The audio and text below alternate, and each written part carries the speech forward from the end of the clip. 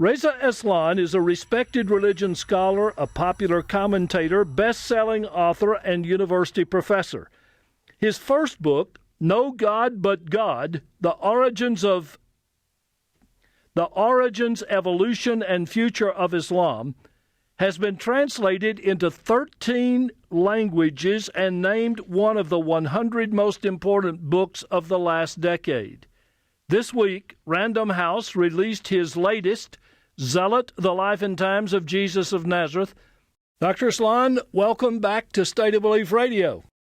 Thanks for having me back. You know, I was remembering today, looking forward to this interview, I recall vividly when we talked about No God But God just after it came out, and what a great book that was. And here you've written another great book in the fundamentalism book and how you win a cosmic war.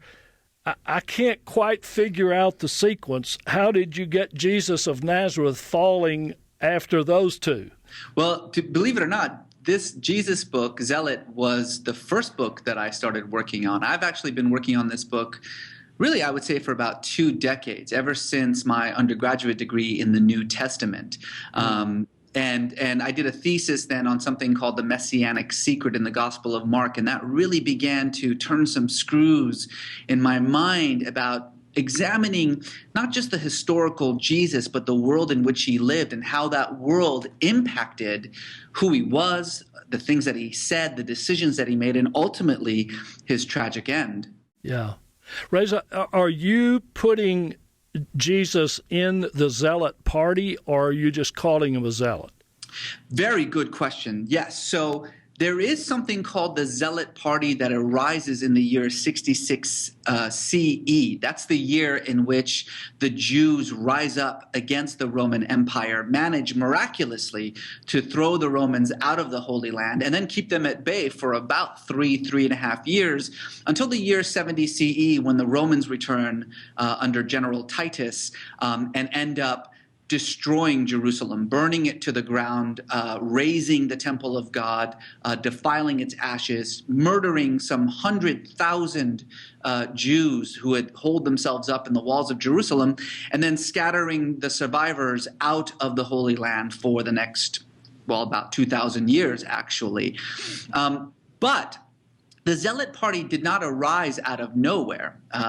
They formed out of this sentiment that had been a part of the general apocalyptic fervor of first century Palestine for most of the century. Zealotism was less a political affiliation than it was a mode of activism, a spirituality, a sense of devout nationalism that called for an end to the Roman occupation, a liberation of the Jews from heathen control, and an establishment of God's rule over the Holy Land. And the argument that I make in the book is that if you look at Jesus' words and actions within the historical context of the time in which he lived, he most definitely shared those sentiments of zealotism that were so widespread in his time.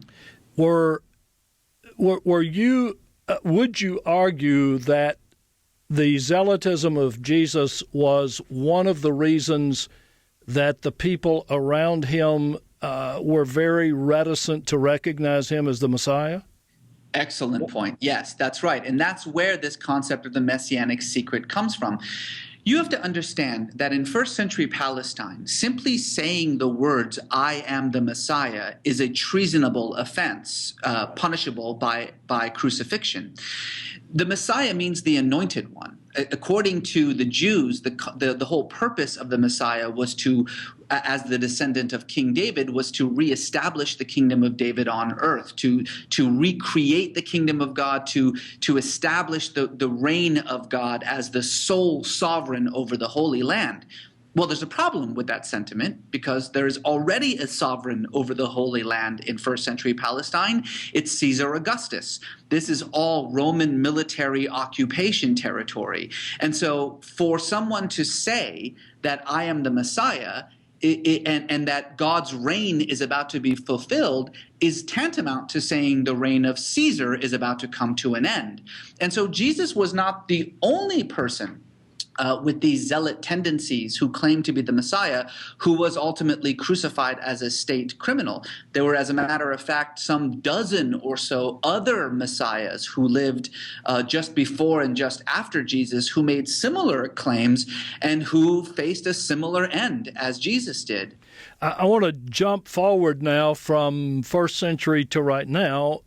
Reza, you were raised Muslim, converted to evangelical Christianity for a time, and then returned to Islam. How do you think your unique perspective is helpful in writing this book? Because I think it's valuable.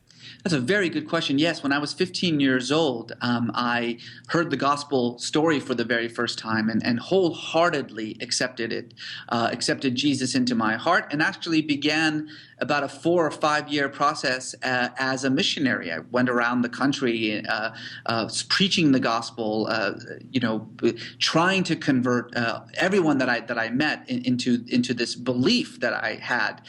When I entered college and began to study the New Testament in an academic environment, however, I began to notice a bit of a chasm between what I was learning about the historical Jesus and the world in which he lived and the way that Jesus had been presented to me in the evangelical church that I was going to. And what was kind of strange to me, almost ironic in a sense, is that the more I learned about the historical Jesus, the more I was drawn to him.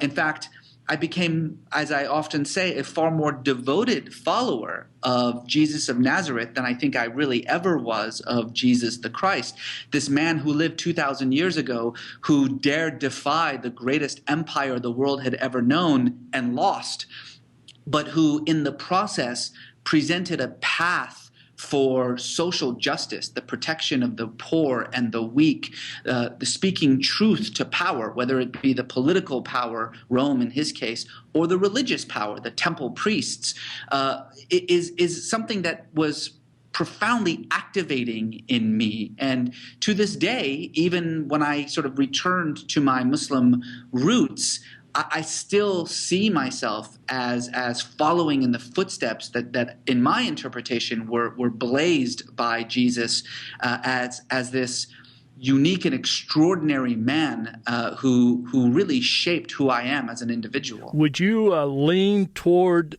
Nietzsche, who said the last Christian died on the cross? Well, I would actually change it around, and I would not call Jesus a Christian. Now, this is, I think, a more philosophical / theological viewpoint that I talk about a lot in my books. But we have to remember that prophets are not inventors of religion. Jesus didn't invent Christianity. Moses didn't invent Judaism. Siddhartha Gautama did not invent Buddhism. Muhammad did not invent Islam.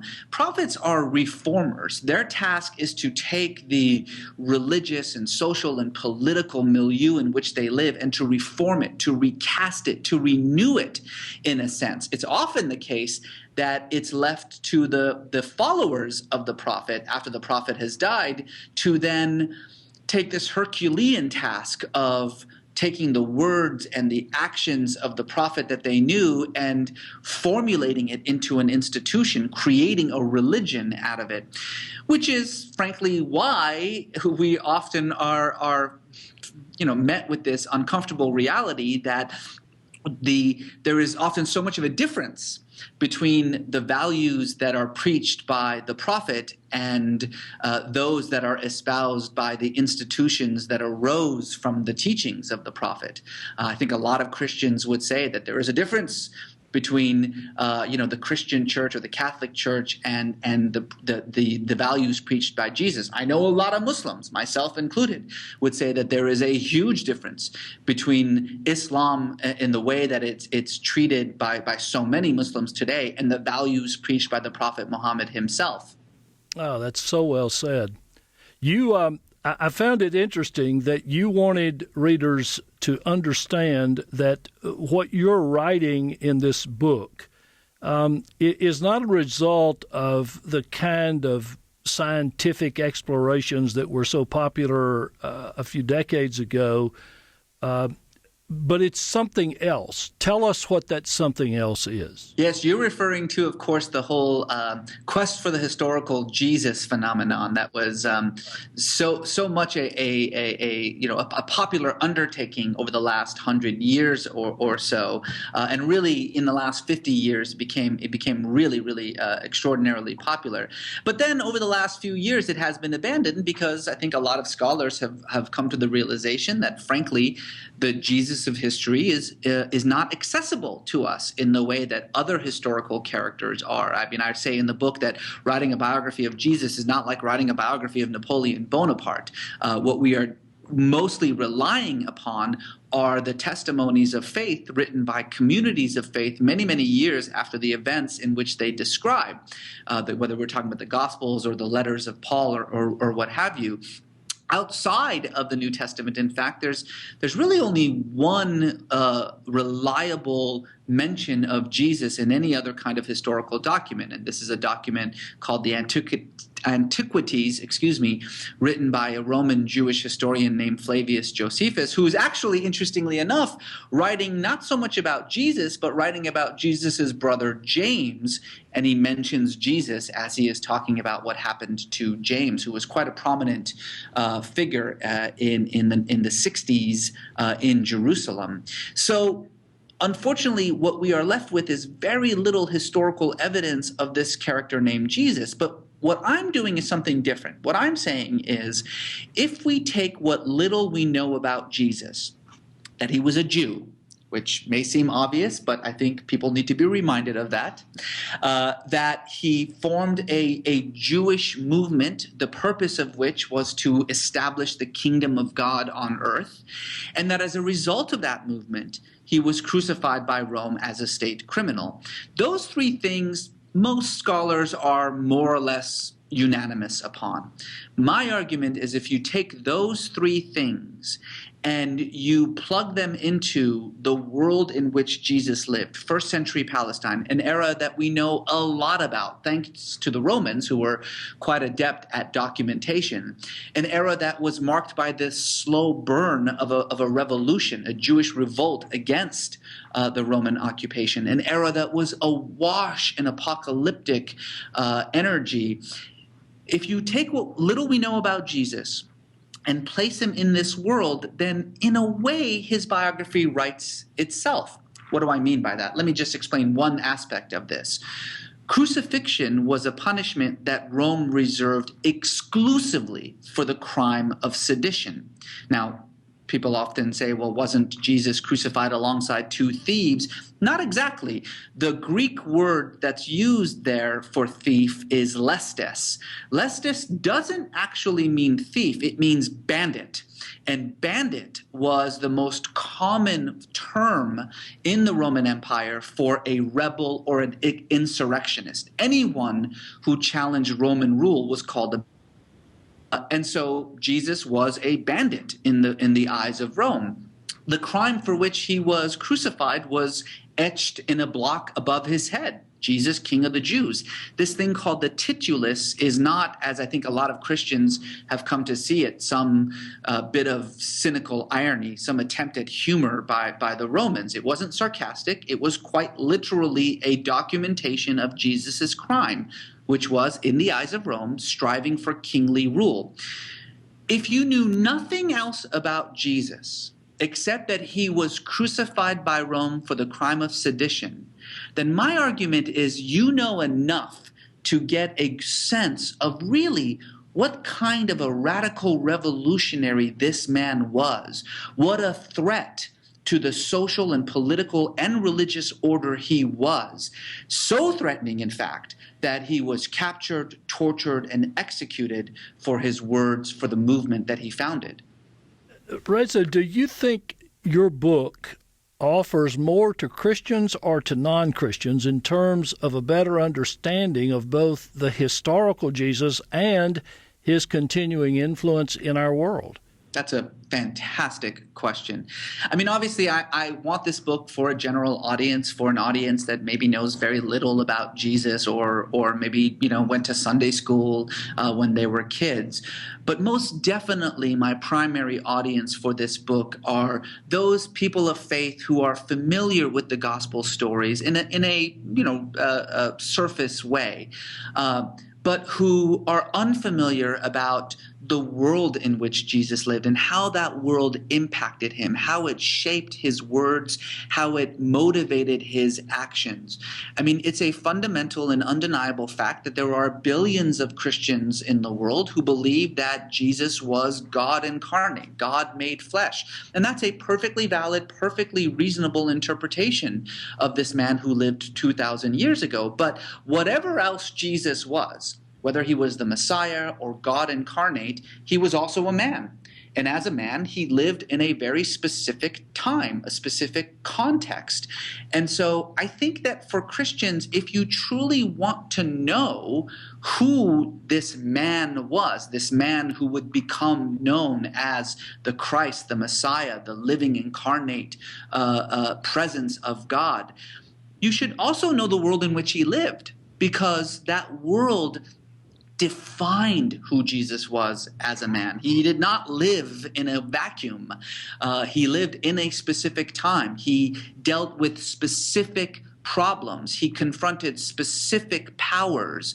And so I really believe that to have a full impression of Jesus, both as Christ and as a man, you must know about the world that gave shape to him, that the world out of which he arose.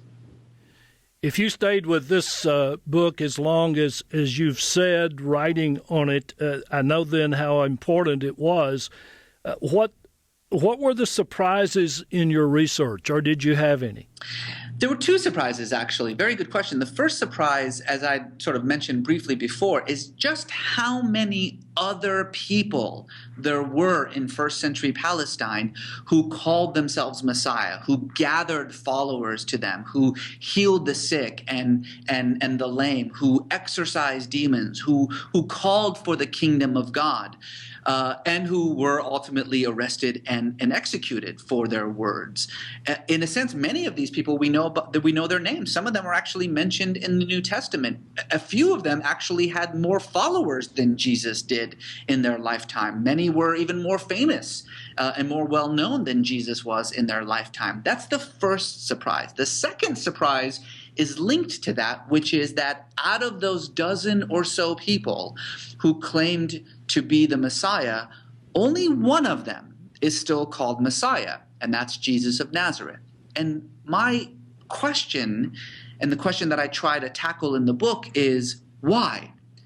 Why is it that out of all of those, Jesus, who actually when compared to these other figures was in his lifetime not nearly as successful and not nearly as significant, why is Jesus the one that we still call Messiah? And to me, the answer lies in what happened after Jesus' death. Obviously, the resurrection is a very difficult topic for historians to talk about. It is the quintessential expression of faith in the Christian world. But regardless of whether you believe in the resurrection or not, what you cannot deny is what I refer to as the resurrection experience. The fact that the followers of Jesus said that they experienced something miraculous and extraordinary. And again, even if you don't believe in what they experienced, you can't deny that that experience resulted in these followers not doing what the followers of all the other messiahs who were killed did, which is to just simply go home and abandon the movement. But these followers decided to keep going. They decided to continue preaching Jesus, despite the fact that, according to Jewish tradition, his death as a common criminal annulled his messianic claims. After all, what the Jews were awaiting was a Messiah who would recreate the kingdom of David on earth. Jesus didn't do that. And so by the definition of the Hebrew Bible, he was no longer the Messiah. And yet his followers refused to acknowledge that, and they kept going. And perhaps the biggest reason not to just simply dismiss their experiences out of hand, whether you're a believer or not, is the fact that 2,000 years later, this is the largest religion in the world. This has to be a rather succinct answer, but what did writing this book do to you and your already appreciation for the historical Jesus? It's a very good question. I think really what it did was embed into my mind the importance that those who claim to walk in the footsteps of Jesus must maintain to this concept of justice, the idea of social justice. If you strip Jesus of his divinity, and a lot of people reject him as divine, and that's fine. A lot of people accept him as divine, and that's fine. But if you reject Jesus as divine, what you cannot reject is the power of his teachings, that the weak, the meek, the poor, the downtrodden, the iniquitous have to be the focus of all of our attentions, all of our actions, our words, our efforts. And that means everyone. It may mean people that you disagree with. It may mean people whose sexual orientations you disagree with, or whose ethnic background, or even whose religious identities you clash with. It doesn't matter. Every single human being who is downtrodden, who is oppressed, who does not have access to social justice would, in the eyes, in the teachings of Jesus, be worthy of being stood up for. And that's the reminder that we all have to sort of have clogged in our minds forever if we want to truly say that we are followers of Jesus, whether Jesus the Christ or Jesus of Nazareth. Reza, it's a brilliant treatment. The book is a great book. I hope it does well. It deserves to do well. And I have to tell you, I didn't want to say it till the end, but the messianic secret theme in Mark has always been one of my greatest fascinations with the Gospels. Me too. Because I happen to think that it says to us some things about Jesus that Christianity failed to get and embrace. So thank you so much. Reza Aslan is the author of the international bestseller, No God But God, The Origins, Evolution, and the Future of Islam, as well as of Beyond Fundamentalism, Confronting a Religious Extremism in a Globalized Age. His brand new book is titled Zealot, The Life and Times of Jesus of Nazareth, just out from Random House. It's one of those books, if you need to sell your shirt, to buy it, do that. You'll appreciate having done it. Dr. Aslan, this is a compelling work, and I really want to thank you for taking time to be with us on State of Belief Radio. It's my pleasure. Thank you for having me.